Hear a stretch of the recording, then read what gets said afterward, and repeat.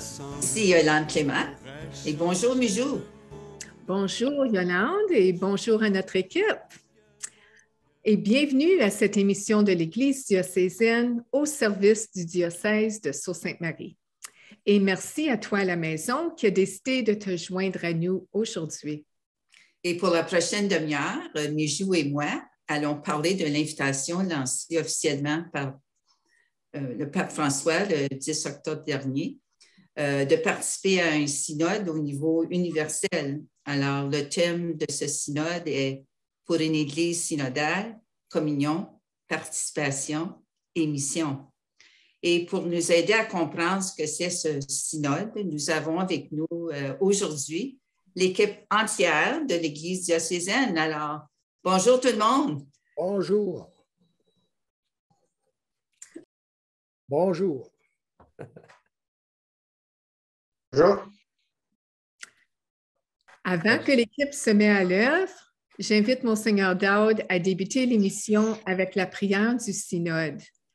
Adsumus Sancte Spiritus pour invoquer l'Esprit Saint.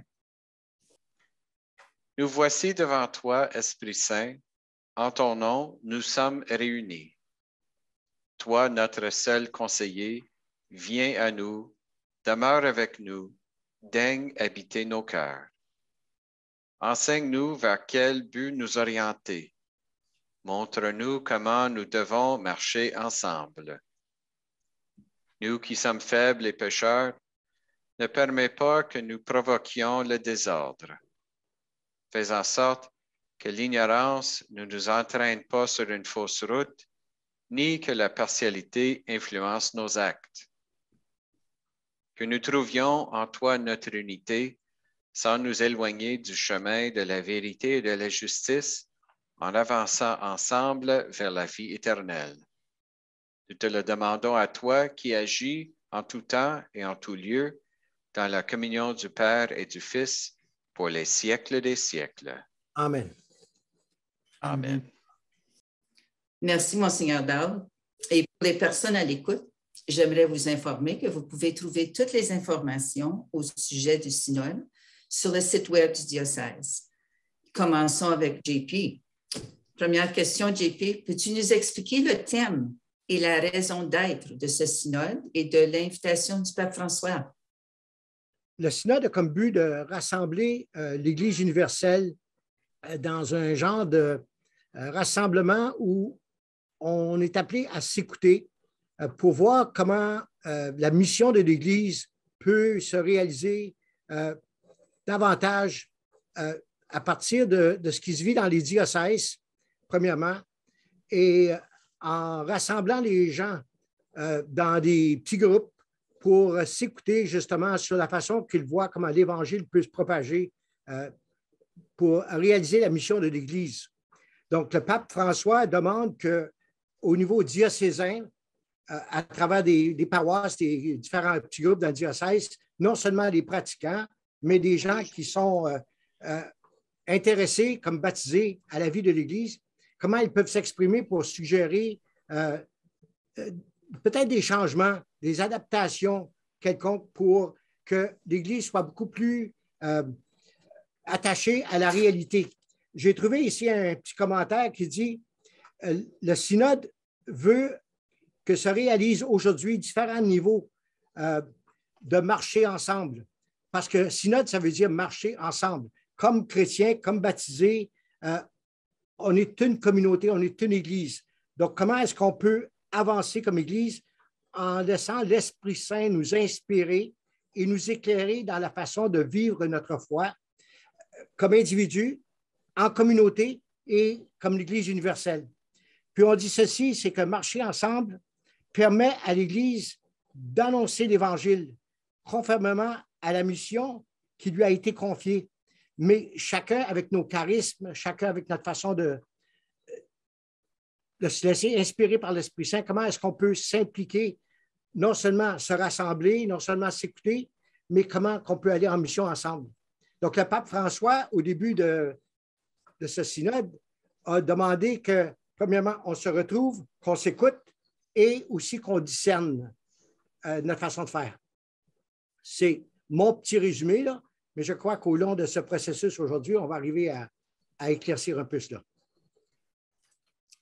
Alors, Monseigneur Dowd, je cite 2 phrases de votre lettre intitulée « Une Église à l'écoute et en discernement », comme on vient d'entendre par JP, qu'on trouve aussi sur le site web, cette lettre du diocèse.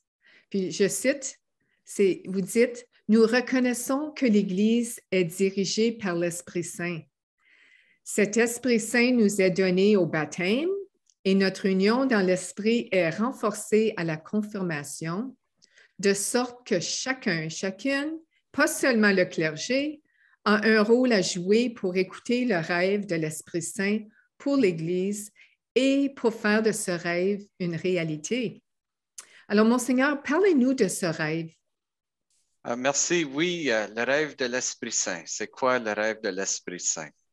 Bon, premièrement, il faut comprendre que Jésus est venu comme notre sauveur. Il est venu pas pour condamner, mais pour sauver le monde. Et donc, le rêve de l'Esprit Saint, c'est en premier lieu notre salut, le bien de tout le monde, la plénitude de la vie qu'il veut nous partager. Ça commence bien sûr avec la grâce qu'on reçoit à travers les sacrements par la foi que nous avons en Jésus. Et aussi, comme communauté chrétienne, nous sommes appelés à travailler ensemble, à mettre nos forces ensemble pour apporter à notre société, à tous nos proches et notre prochain, des gens qui habitent avec nous dans cette société, nos efforts et surtout notre charité. Et comme ça devient notre manière de vivre ce rêve de l'Esprit Saint qui n'est pas simplement de sauver le monde, mais de sauver le monde par nous, avec nous. Nous sommes appelés à travailler ensemble pour réaliser ce rêve de l'Esprit Saint, le salut de tous. J'ai beaucoup aimé, Monseigneur, parmi la documentation qui est sur le site du diocèse, quand le pape se disait que le pape veut que tous les catholiques se rencontrent, échangent et s'écoutent mutuellement, tous en se laissant bousculer par l'Esprit Saint. J'ai beaucoup aimé cette expression. Alors, merci. Alors, Père Gérald et David, comment est-ce que ce synode va-t-il se dérouler dans le diocèse de Sault-Saint-Marie et dans nos paroisses? Père Gérald? Je me permets un commentaire sur ce que tu viens de dire. Se laisser bousculer par le Saint-Esprit, ce n'est pas bousculer les autres.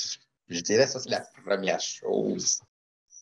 On parle d'écoute, on parle de respect, on parle de cheminer ensemble, mais c'est ça, l'accueil. Et puis, avec ce qu'on vit présentement dans notre province, ça demande que nous soyons un peu inventifs à comment est-ce que concrètement nous allons nous organiser pour constituer des groupes. Alors, je ne prévois pas, moi, du moins en ce qui concerne des groupes de 10 personnes. Moi, je vais me satisfaire avec 5 si les gens sont intéressés à le faire. La première chose, c'est d'avoir les documents pertinents à la main qu'on ait eu la chance pour moi de les lire avant d'arriver. Comme ça, ça peut être un peu plus explicite. Surtout que le 31 janvier, ça s'en vient. Alors, ce n'est pas beaucoup de temps. Mais il y a différentes façons qu'on peut le faire. Les gens peuvent répondre eux-mêmes d'abord. On peut constituer des petits groupes avec des moyens de communication sociale comme Zoom, comme on fait présentement. Mais aussi, c'est un processus d'apprentissage. Donc, il y a 10 questions, 10 choses qu'il faut faire, c'est s'écouter. Ça, c'est la première chose. Premièrement, on ne marche pas ensemble. On marche parallèlement sans jamais se rencontrer. Ça, la rencontre est importante, tant qu'à moi. il faut s'habituer à le faire. Et ça c'est en discutant ensemble. Se considérer comme des compagnons de groupe. Je n'ai pas toutes les réponses. Je ne suis pas là pour aller tout te dire. Je suis là pour recevoir aussi. Ça fait partie de l'écoute, ça. Il ne faut pas être là juste pour écouter, mais pour dire ce qui nous habite. Parce que ce qui nous habite, si on s'en tient à ce que dit le pape, c'est l'esprit. Alors, si je me tais, je muselle l'Esprit Saint. De voir ça comme un moment de célébration. Ça, je n'ai pas réfléchi tellement, mais sur le coup, je dirais, le fait qu'on est ensemble, peu importe le moyen, c'est une façon de célébrer. En tenant compte de ce que Jésus a dit, quand 2 ou 3 sont réunis à mon nom, je suis là présent avec vous. Partager la responsabilité d'une mission commune. Allez, dit que c'est rapporté dans Saint Matthieu, allez de toutes les nations, faites des disciples, baptisez-les au nom du Père et du Fils et du Saint-Esprit et enseignez-leur. C'est prendre à cœur ce grand envoi, cette grande responsabilité missionnaire qui nous a été confiée par Jésus lui-même. Et c'est l'Esprit qui est derrière ça, qui nous soutient d'une part, mais aussi qui nous pousse dans le sens de pas nous pousser de même, mais nous pousser vers l'avant. Ne pas avoir peur de dialoguer. Je ne suis pas là pour te convaincre, je suis là pour t'écouter, tu es là pour m'écouter. Et comme j'ai dit tantôt, personne n'a toute la vérité. Il faut avoir un souci que nous ne sommes pas la seule Église chrétienne. Même si c'est une œuvre catholique que nous entreprenons, la vérité s'exprime partout, se découvre partout, se dit partout. Et discerner ensemble pour arriver à de très bonnes discussions. Alors, c'est un peu ça là, qu'on va essayer de faire. Oui, l'Esprit Saint nous suggère pour mieux marcher ensemble. Espérons que les gens vont être fidèles à s'écouter, comme tu dis, mutuellement. Et David, peut-être au niveau de diocèse, peux-tu nous laisser savoir ou nous confirmer c'est qui la personne ou les personnes contacts? Le coordonnateur pour notre diocèse, c'est Sir Alice Greer et Monseigneur Roch Martin. C'est les deux responsables de rassembler toute l'information qu'il va recevoir pour envoyer un rapport au niveau de notre diocèse. Si vous allez sur notre site diocésain, vous allez complètement dans le menu au-dessus, qui est complètement à droite, vous allez voir Synode, où il y a toute l'information disponible pour le Synode. Il y a la prière du Synode, il y a le message des coordonnateurs, il y a même les questions, un lien pour répondre au questionnaire en ligne, aussi pour enregistrer votre groupe afin de pouvoir laisser savoir aux coordonnateurs d'avance que vous allez envoyer quelque chose avant la fin du 31 décembre. Alors, Paulette, parle-nous du rôle que les petits groupes de partage de foi jouent durant cette consultation. OK. Alors, normalement, les petits groupes de partage se rencontrent 2 fois l'an, durant l'Avent et durant le Carême. Mais voyant la demande du pape et de notre diocèse de se rencontrer pour discuter l'Église synodale, on s'est dépêché de préparer nos textes, nos documents pour se rencontrer la semaine du 9 et du 16 de janvier. Alors, nous, on est déjà, comme dans mon cas, on s'est rencontrés avant Noël pour discuter des choses, discuter ensemble. Et puis maintenant, ben, c'est une question de recontacter ces gens-là puis les inviter à voir s'ils sont intéressés dans les questions du synode. On leur demande de lire le site web et tout ça. Alors, nous, on va probablement s'organiser avec Zoom à cause des problèmes de COVID. Avant Noël, on était 6-7 personnes qui se rencontraient toutes les semaines.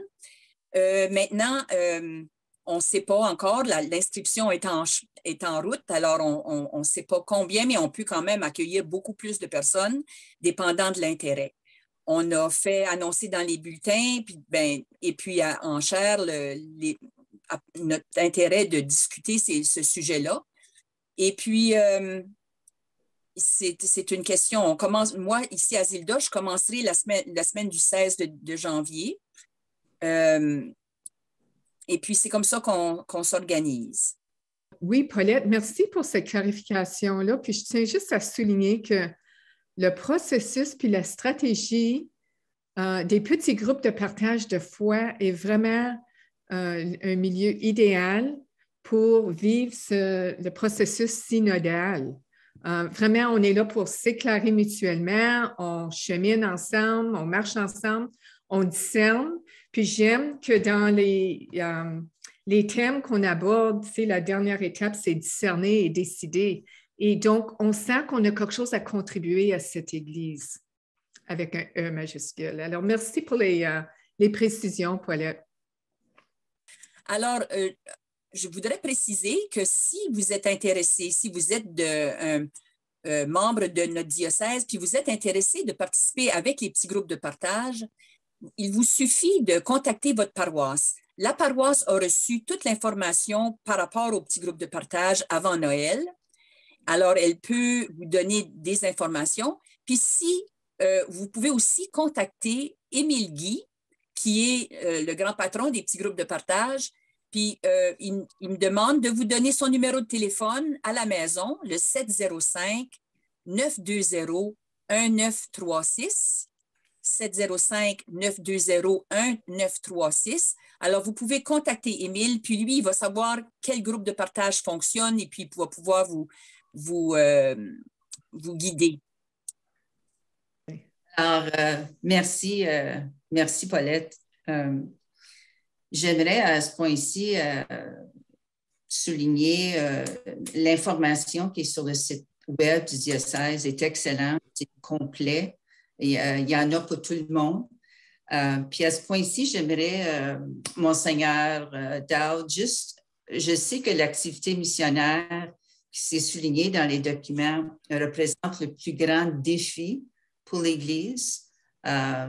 Puis j'imagine que ça a toujours été et peut-être sera toujours, mais et la cause missionnaire, c'était souligné dans les documents, doit avoir la première place dans l'Église. Comment fait-on ceci en 2022? Ça, c'est une excellente question. Il faut comprendre premièrement que le mot missionnaire ou la mission, autrefois, ça voulait dire souvent dans la mentalité des gens d'aller dans un autre pays très loin pour apporter le message. Mais nous sommes un pays de mission aussi, ici dans notre diocèse. Et donc, la mission, c'est une mission chez nous. L'effort missionnaire, comment est-ce qu'on fait ça? Jésus propose, nous proposons une bonne nouvelle, la bonne nouvelle de Jésus et de la plénitude de la vie dans l'Esprit Saint que Jésus nous offre. Alors, comment le faire? Premièrement, il faut que les gens sachent que cette offre de la plénitude de la vie existe. On ne peut pas répondre à une offre si on ne sait pas que l'offre existe. Donc, il y a un effort de communication. C'est facile de ne pas comprendre ça. Donc, ce n'est pas juste de le dire, mais de l'expliquer, de montrer des exemples de cette plénitude de la vie par la prière, par la célébration, par les efforts de charité. Donc, tout ça fait partie de la mission réellement vécue. Il faut inviter les gens à faire partie de cette plénitude de la vie en recevant, par exemple, le baptême, les autres sacrements, mais aussi en donnant aux gens la possibilité de s'impliquer dans des œuvres de charité. Je pense que ça, c'est un des éléments de l'Église. La mission de l'Église, c'est de partir des initiatives pour améliorer le sort des gens dans notre diocèse. Donc, ça demande beaucoup de créativité, beaucoup de patience, beaucoup d'amour pour les gens. On n'est pas là pour imposer quelque chose, mais pour proposer et de bâtir des liens, de bâtir des bonnes relations, de bâtir des ponts, de bâtir la confiance. Et comme ça, je pense que nous allons vraiment être capables de vivre ensemble la mission que Jésus nous a laissée. Alors, à ce moment ici, j'aimerais, JP, que peut-être commenter sur, encore une fois, ce que j'ai trouvé sur le site web. Comme je dis, il y a des choses fascinantes qui m'ont vraiment fait réfléchir. Puis, à un moment donné, c'est comme si le pape me parlait, là. Mais le pape, ça disait que le pape souhaite que tous les catholiques deviennent des experts dans l'art de la rencontre et non dans l'organisation d'événements. Pourrais-tu commenter sur ça, JP? C'est que le pape ne cherche pas nécessairement des documents ou des thèses ou des... Il veut simplement inviter les gens à s'arrêter, à réfléchir ensemble, à se poser la question justement comment est-ce que l'Église répond à la mission, comme l'expliquait Monseigneur Daoud, d'évangélisation. Comment est-ce qu'on peut être des artisans de cette bonne nouvelle à travers du vécu quotidien que nous avons, que nous vivons. Si je peux ajouter, c'est que notre vie chrétienne, ce n'est pas simplement une série d'événements. Par exemple, ce n'est pas simplement une série de messes dominicales. Oui, on assiste à la messe le dimanche, mais on est chrétien 7 jours sur 7. Alors, tout ce que nous faisons entre les événements de la vie spirituelle compte aussi. L'Esprit Saint est présent continuellement dans ça.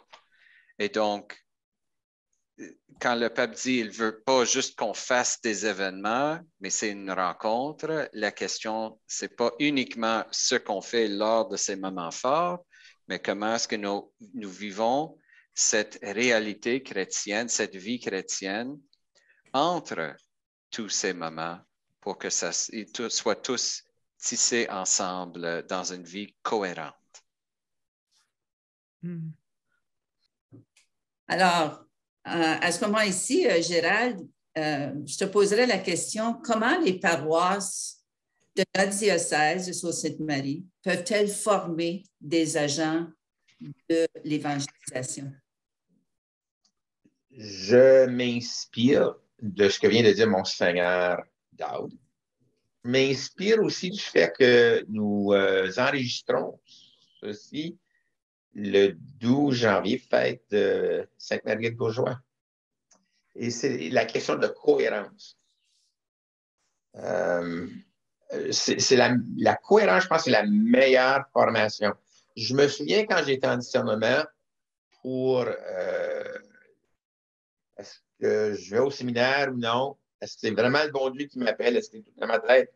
J'ai eu l'occasion de rencontrer Monseigneur Roger Despatie, qui était dans le temps évêque de Hearst. Mais moi, je l'ai connu comme curé de paroisse à Saint-Dominique.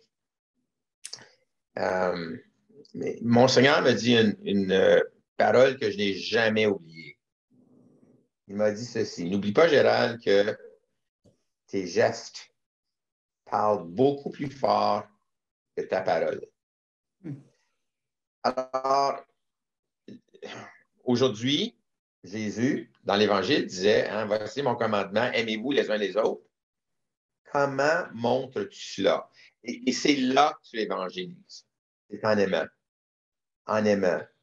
Tu peux beau le dire, mais si tu es bête comme 2 pieds, qu'est-ce que les gens vont te tenir? Aimez-vous les uns les autres ou bien tu es bien bête? Alors, heureusement, il n'y a pas tellement de monde qui sont bêtes comme 2 pieds, heureusement. Mais je donne ça comme exemple concret. Alors, pour évangéliser, il faut que toi, tu sois ce que tu dis. Parce que si tu ne fais que dire, l'incohérence fait que ça passe sur un... Il faut que ça accroche. Il faut que ça soit un tout.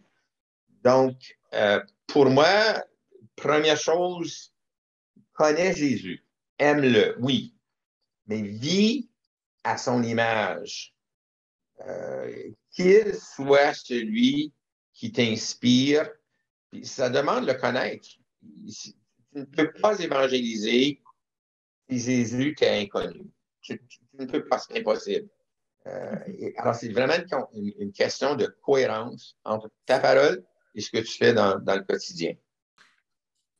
Alors, Yolande, tantôt, tu as mentionné lors de la rencontre, puis c'est une citation du pape, puis c'est un peu ce que le pape veut promouvoir par le synode.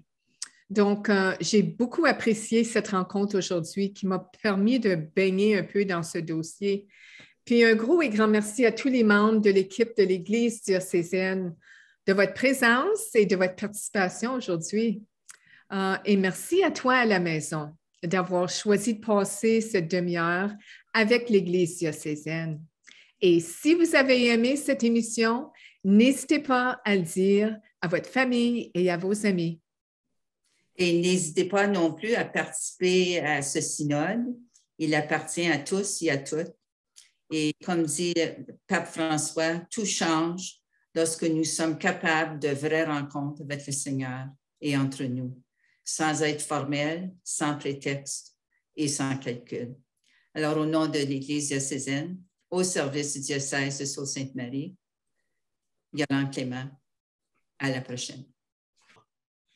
Salut! Au revoir. À la prochaine. Je t'écoute. Mais pour cela, ne faut-il pas tant de fois apprendre encore à être vrai, apprendre à se connaître, être avant de paraître, s'aimer soi-même comme on est.